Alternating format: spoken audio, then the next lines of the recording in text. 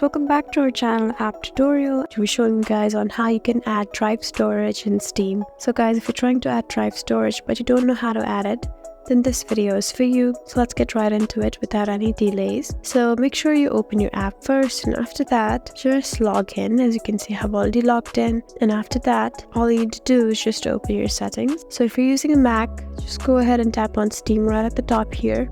Once you tap here, just go to preferences. So this is settings, and after you go here, just find storage. So it should be between downloads and cloud. It's very easy to find, and now you can see your storage right at the top. Just go ahead and tap it, and now you can find this add drive option. Just go ahead and tap on add drive and just add the drive storage that you want, and in this way you can successfully add drive storage in Steam. Hope this video was helpful for you.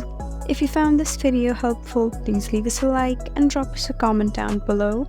And if you want more helpful videos like these, then please subscribe to our channel. We'll see you again next time. Thank you for watching.